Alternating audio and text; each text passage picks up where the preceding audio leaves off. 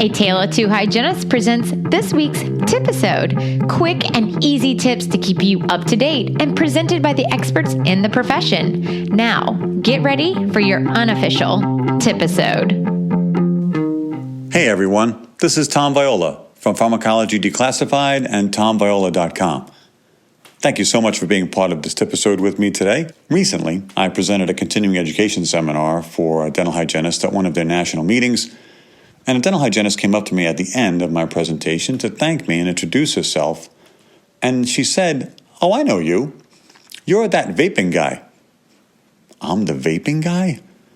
Well, I didn't know what to quite make of that, so I asked her to explain. And she said, "Well, I read your blog all the time on your website.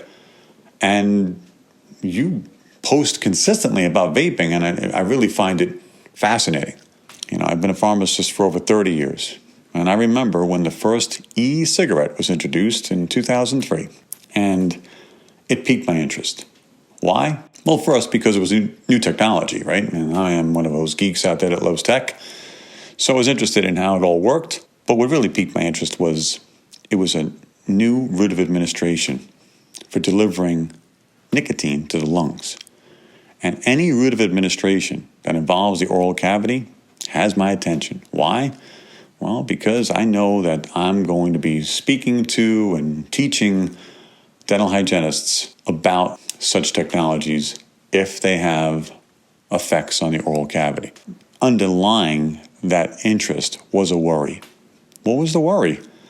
Well, having been an instructor of pharmacology for hygienists all those years, I knew that dental hygienists were on the forefront of the challenges that were involved with tobacco and smoking and smoking cessation. Odd, another route of administration for delivering nicotine to the lungs. And so the underlying worry was, is this tobacco all over again? Are we facing another tobacco challenge? But I kept that under wraps. Why? It's 2003. The technology is brand new. We would need to see long-term what the effects are. But that became another worry because it took us all those years to figure out the effects of tobacco. And now, with this new technology, I knew we'd have to wait years to see those short-term and long-term effects. And that scared me because in that time frame, our patients might suffer, but not much we can do. So, how did I become that vaping guy? I've followed along all these 16 years and collected the data and read and watched as more and more information became available. So, I'm doing this TIPisode with you today because I want you to be knowledgeable about vaping. Why? Well, I couldn't think of another healthcare professional that would necessarily need to be more knowledgeable about vaping than you. Because dental hygienists are the first to see the effects. You're on the forefront for a reason. You're the first one to see the effects of vaping. And you need to be as knowledgeable about it as possible. So I hope I can share some of the knowledge I've accumulated over time with you today. But it's so vast. There's so much information. I couldn't possibly share it with you in a mere few minutes. So I wanted to give you the highlights. I wanted to give you what's new. What's the ongoing issues with vaping that we've uncovered, so that you can take that information and grow it. So what's going on right now? Well, first off, some troubling news from the Centers for Disease Control, the CDC. They're looking at outbreaks of respiratory illness right now in 14 states that they believe are associated with vaping. Well, the CDC has looked at these cases, and they have determined that there's really no infectious disease or other etiology behind these illnesses. The only common denominator is vaping. What do we know about this? Well, the syndrome, again, identified so far in 94 patients since June, but obviously more coming, is a severe lung disease tied to vaping with 30 individuals in Wisconsin identified alone. Okay, time to take a pause, because retrospective analysis can be dangerous. And no better analogy I can use than the opioid crisis. You know, looking back at people retrospectively who unfortunately became addicted to opioids, many of them had received a prescription for an opioid analgesic in their early adolescent years. for a routine third molar extraction. Now, they later became addicted to opioids, but this is where retrospective analysis gets dangerous. Because is there a direct correlation between that first prescription for an opioid and their subsequent opioid addiction? That involves more research. So same here. Okay, we see these illnesses. We can't identify them.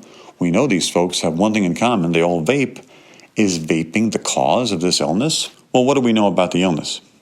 Here's where you shine, my friends, the hygienists.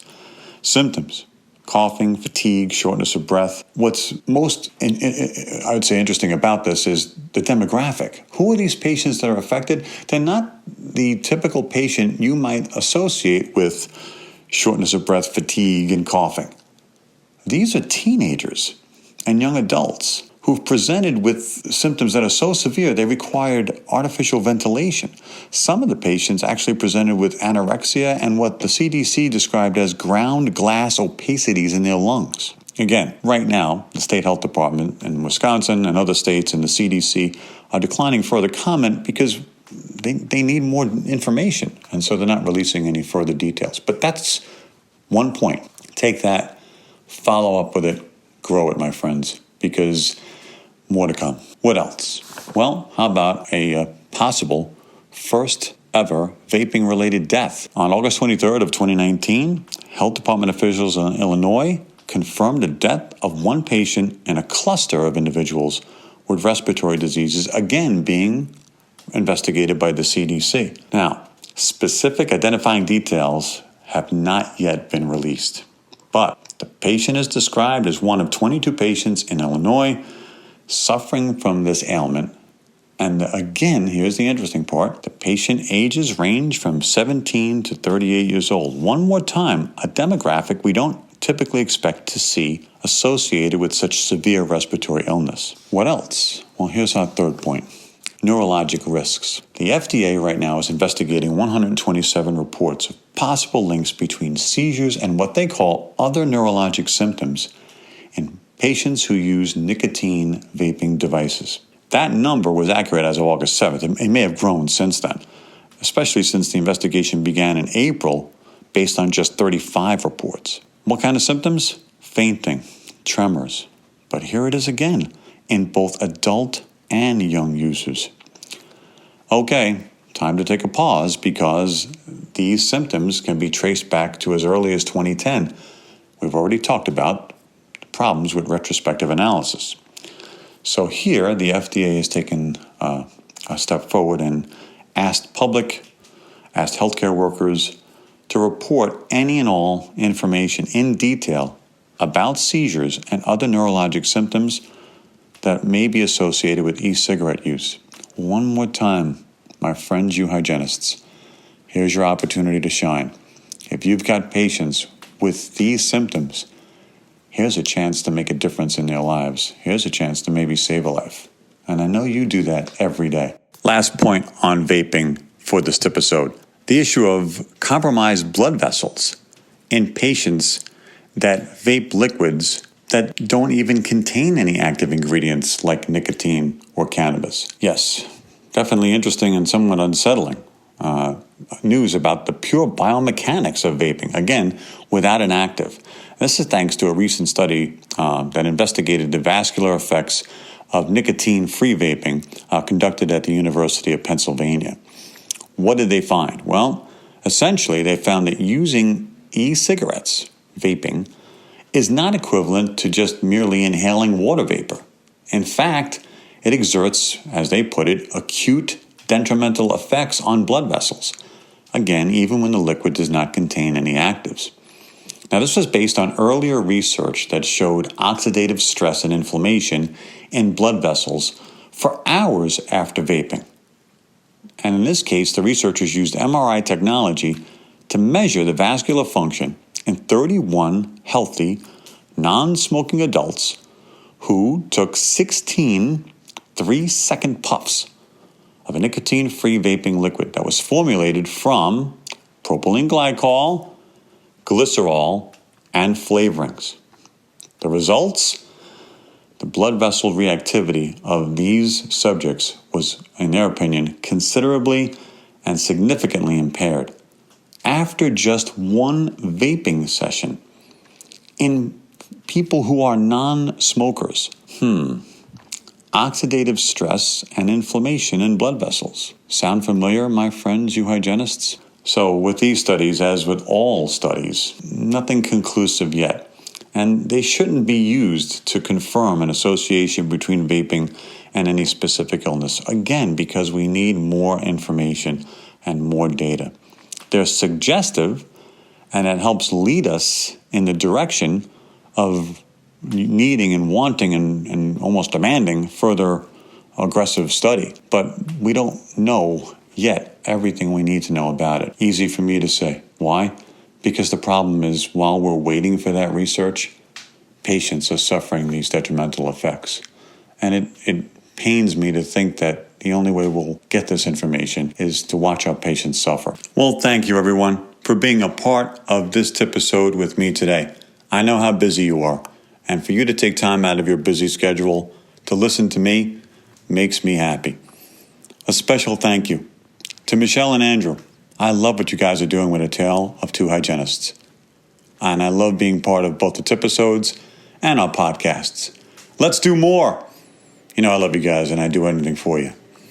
Again, this is Tom Viola from Pharmacology Declassified and TomViola.com. I look forward to seeing you all and hearing from you all. Thank you for your time. We hope you enjoyed this week's TIPisode. Be sure to reach out to our guest experts and let them know how helpful their tips were.